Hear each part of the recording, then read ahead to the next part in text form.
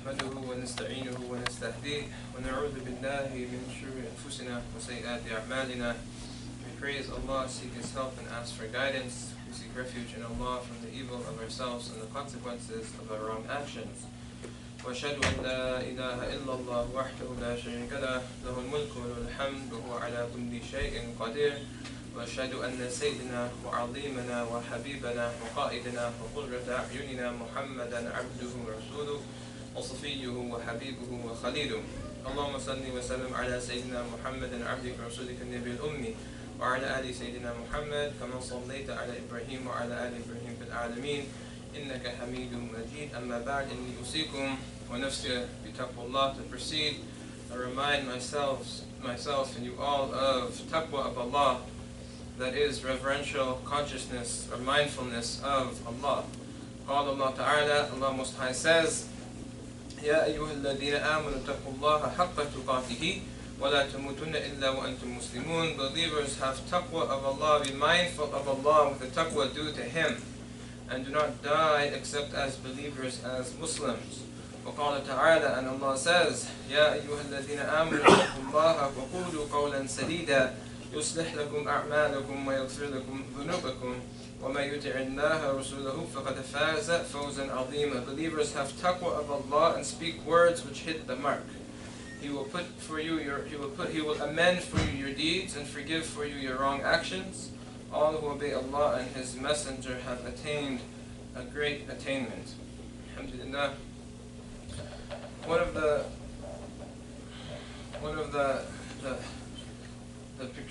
the subtleties of the Arabic language is that it's a very profound language.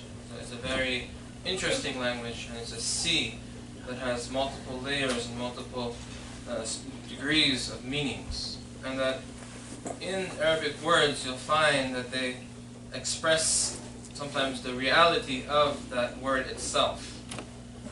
So we all know, for instance, the Arabic word for human being, it's insan. Insan is a human being in Arabic. But if you look deeper at this word insan, if you look at the etymology of the word insan, you come to some interesting concepts. Is that the scholars of Arabic, they differ where the word insan comes from. There's two main opinions. Is that some scholars, they mention that insan comes from nisyan. And nisyan is to forget. So the idea is that human beings by nature are forgetful beings, and that's obviously represented in the story of Adam, where he forgot the injunction of Allah and he ate from the tree. So that's the archetypical example of nisyan. That's one opinion where the word man, insan, comes from. The other opinion is uns, and uns is intimacy. Uns is good emotions, feeling pleasant experiences with one another. And so if you look at that, just the word insan in the word that itself, is that is telling us is that human beings by nature are social creatures.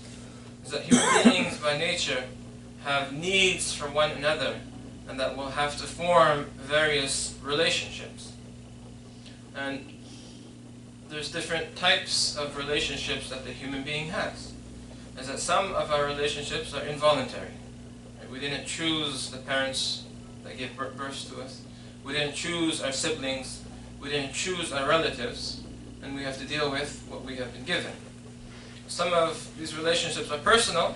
Some of them are impersonal. We have acquaintances. We have general public. And that this religion is that it has, for each category of relationships, it has its own adab, its own mannerisms, and its own ethics. And that this religion covers all different types of relationships, to the extent that some of them mentioned, they said, ad-deenu mu'amala, as that religion in of itself is how you deal with the other. As that represents the religious state, is that how do you deal with the other? Even with a person's enemy. Is that there's certain adab and there's certain standards and certain ethics, even in dealing with a person's enemy. One of the most important of these relationships, however, is the ones that we choose. The relationships that we consciously make a choice to establish. and these are our friends and our companions. That this is one of the most important aspects of our religion, is looking at our friends and our companions. And that a companion, so we're not talking about people that you deal with on a daily basis, we're talking about the people that you choose to spend time with. And that's where the word in English comes from. Companion is that a companion literally is the person that you break bread with. Because in Latin, com means with, together, and then pani is bread.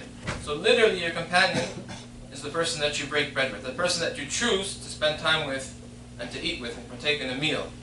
And then in Arabic you'll also find the different words for friends. Is that first you have sahib.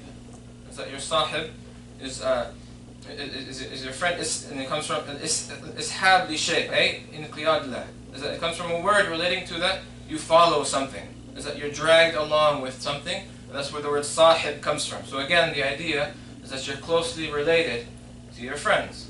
And then you have another word for friend in Arabic, which is sadiq, and that your sadiq, that comes from sidq, and sidq is to tell the truth.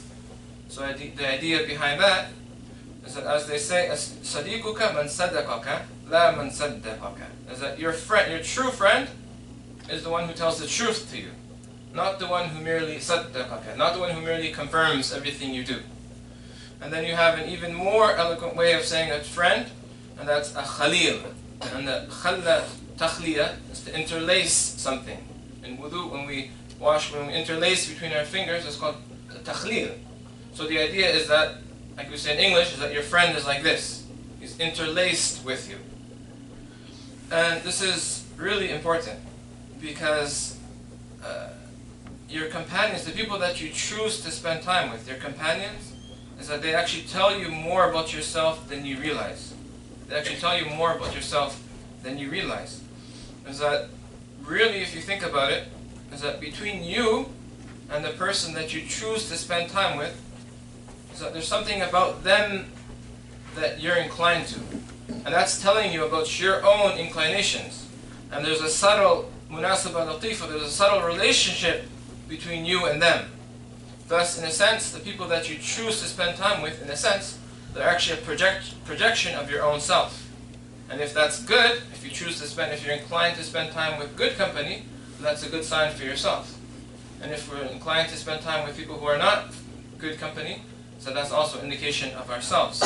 And that's why the Prophet ﷺ, what did he say? He said, "Ar-rajulu ala dini khalili," is that a man is upon the deen, the way of life, the characteristics, not just the religion, but the comprehensive meaning of deen, of his khalil, of his intimate friend. فَلْيَنْظُرْ, so consider well, أَحَدُكُمْ مَنْ يُخَالِلْ, consider well who you take as an intimate friend.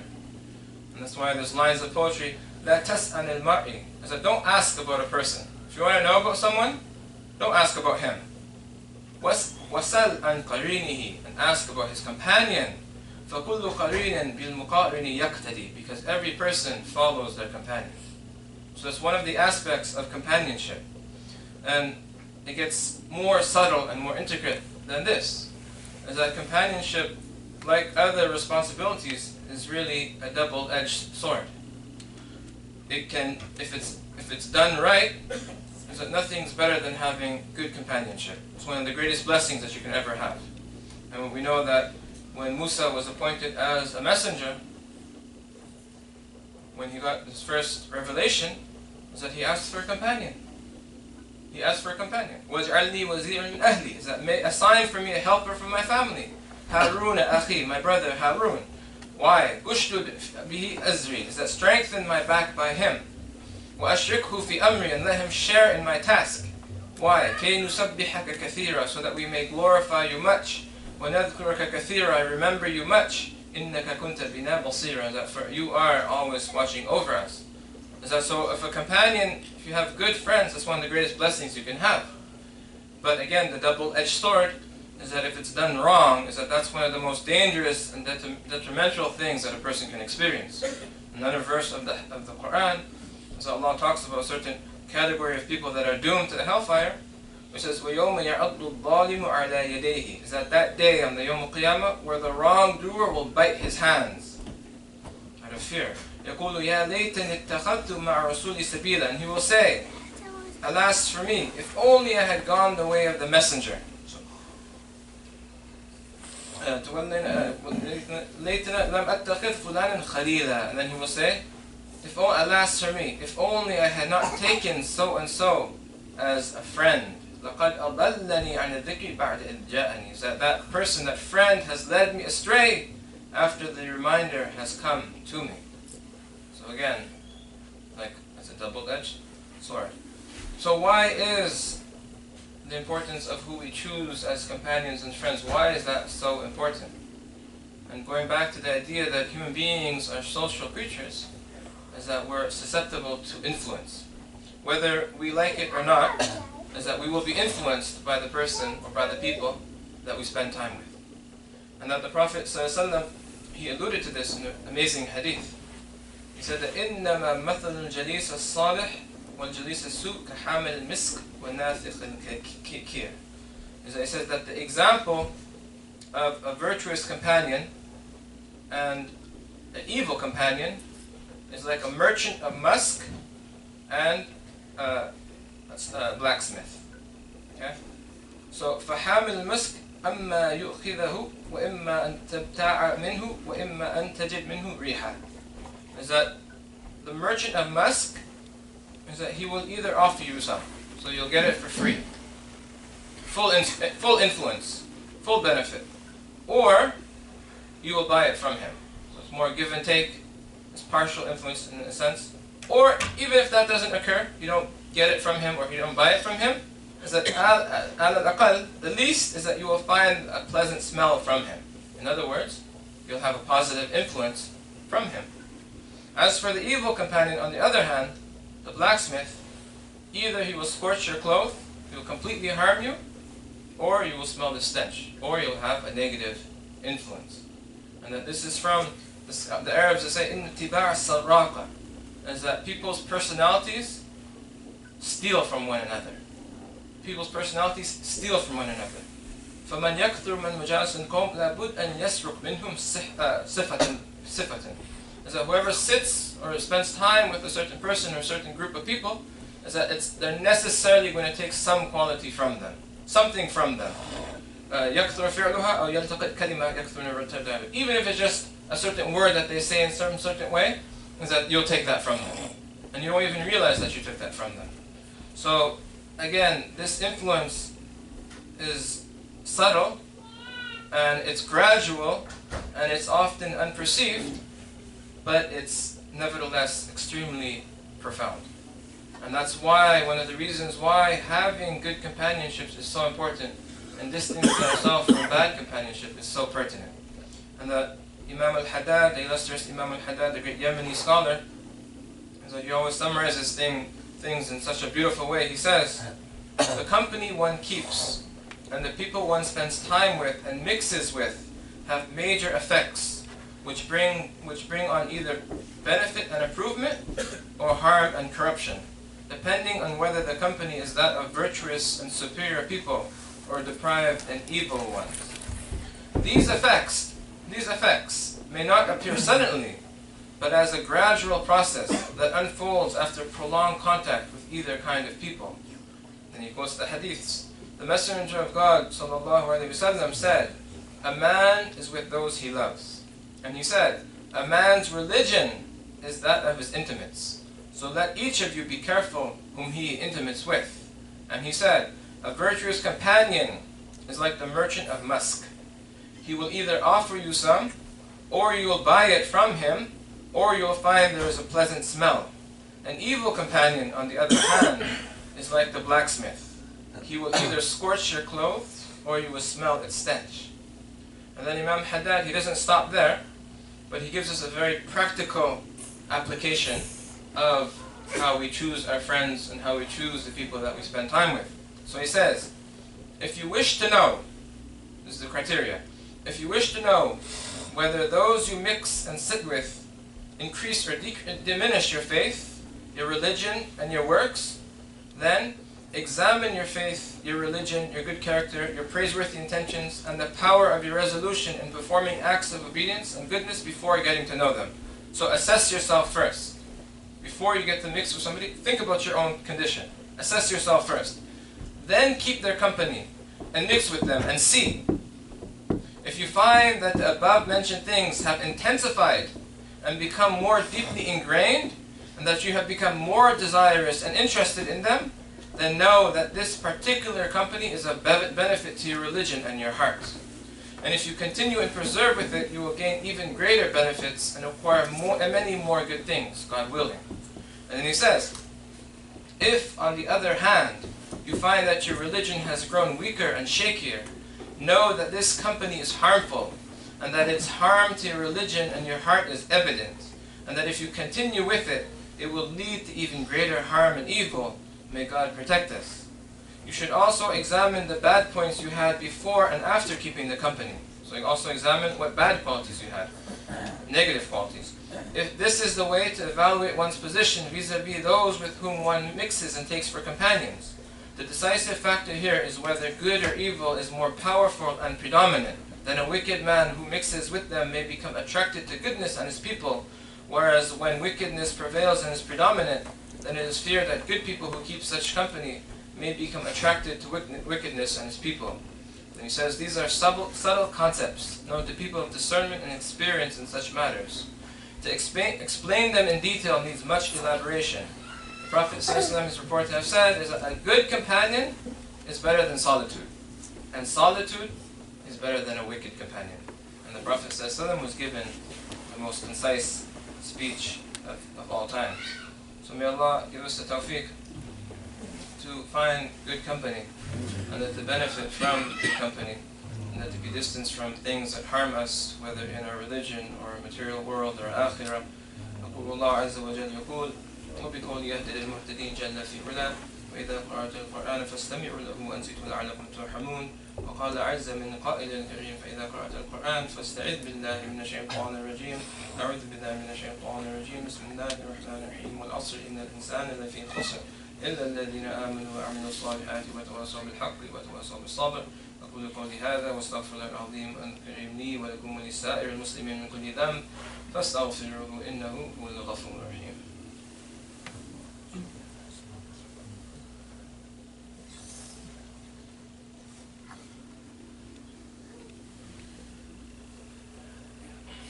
الحمد لله رب العالمين والعاقبة للمتقين ولا عدوان إلا على الظالمين وأشهد أن لا إله إلا الله وحده لا شريك له وأشهد أن محمدا عبده ورسوله صلى الله عليه وعلى آله وصحبه وسلم تسليما. This idea of companionship, good companionship and bad companionship, in modern times, is that it needs to be re-evaluated. Is that in previous times, your companionship was literally the people that you spent physical time with. But now we have a whole new form of companionship, and that is how we spend our time on social media and online and different avenues as such. That they mentioned that the average person spends in social media about 116 minutes a day online on social media, and that this is a form of suhbah, is that this is a form of companionship. And they say that, between Facebook and WhatsApp, is that 60 billion messages are sent a day. Is that we're constantly in contact, we're constantly in the suhbah, in the companionship of those, even if we're not physically present with them. And we should again re-evaluate our quote-unquote social media friends, and we should apply the advice of Imam Haddad to see whether these are in our interests or against us, and we should act accordingly. And we should really consider this and to realize where we're at. And again, the thing about suhbah, the thing about companionship, is that it doesn't even have to be physical. It doesn't even have to be that you're spending physical time with them. Is that really companionship is a matter of the heart. And that's why the Prophet ﷺ, what did he say? He said, Al-mar'u ma man ahab. Is that a man is with the one that he loves.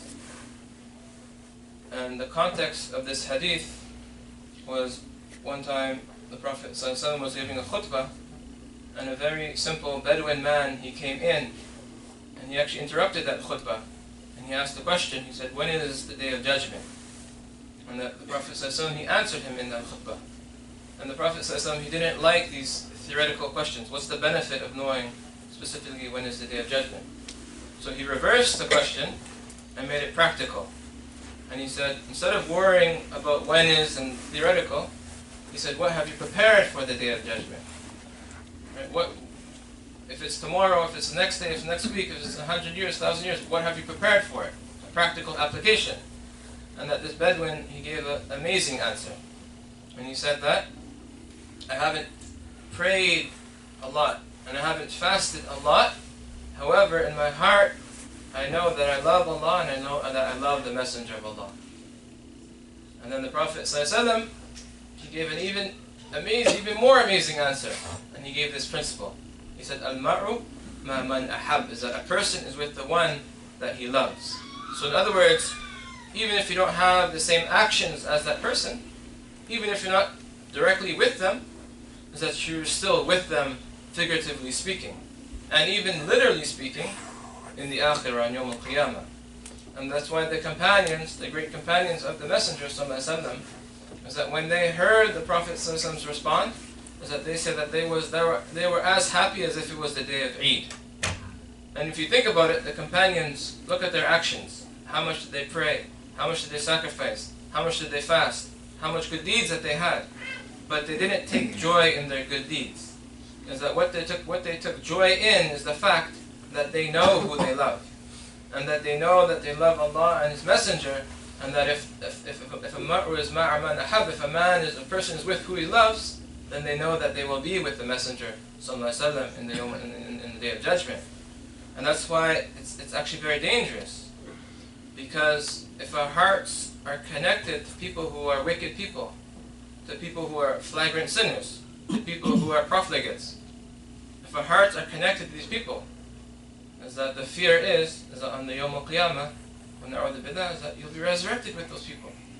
Whereas if our hearts are connected to the righteous people, if our hearts are connected to the people that love Allah and Allah loves messengers, even if we don't have those actions that they have, is that the hope is that we'll be resurrected with those people. And that's why Allah says in the Quran, Al-akhillau yawma'idhin ba'duhum li ba'din a'du, is that all friends on the Day of Judgment are enemies. All friends become enemies. إِلَّا الْمُتَّقِينَ, except that friendship that was based on righteousness.